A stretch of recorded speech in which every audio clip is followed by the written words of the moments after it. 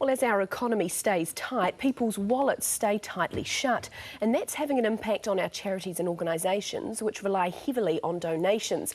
Women's Refuge has needed top-up funding from the government, while Greenpeace reported a hefty drop in profit. So what's going on?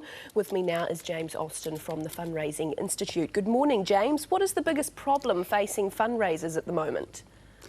Kia ora, Tony. It's tough out there at the moment. Since 2007, we've probably experienced about an overall drop in New Zealand charitable giving of about $300 million. So it is hard, but we're surviving.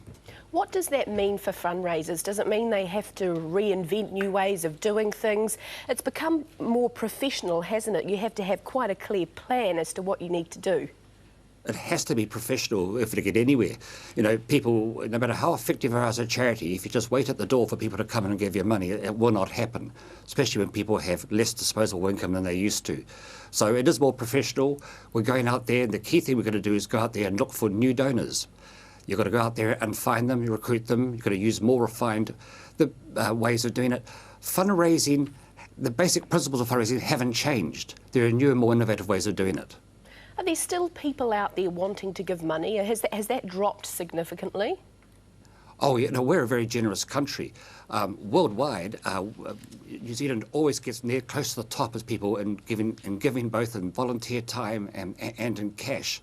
In fact, we're only second to the United States, who have had a much longer history of philanthropy. They give about 2% of GDP of their total money to charities and have greater tax advantages than we do. Although we're not too bad behind there, but we're about 1.5 second in the world. So New Zealanders are generous, but we're under a lot of strain. At the same time as the fundraising has dropped, as it has since 2007, the demands of many of our charities has gone up, especially in the social services sector, because there's more need for their work out there. Does saturation come into this? Because it seems like there are more charities wanting money, there are more fundraising events to go to. You go to the supermarket and there's always people asking from a lot of different places. We're not saturated, by no means. I believe the ability for New Zealanders to give more and more innovatively way will come there. We are aware that government is short of money, and that is not always going to be the answer like it used to be in the past. So we're looking at new ways of partnering with the private sector, using modern technology in particular, the online giving, which is going up rapidly, face-to-face giving. You know, those guys and girls with those clipboards in the streets, that is proving to be a lifesaver for many charities. So give them a break and say hello to them and sign up. That's what we want you to do. Telemarketing is great there. Communicating with donors is what it's all about, and trying to find new donors. That means going out there and asking people cold whether they want to give and explaining why, and explaining their needs. All these ways of doing it there. We also want to work more closely with government and partnering certain private sector funding, with investment opportunities for them to do as well.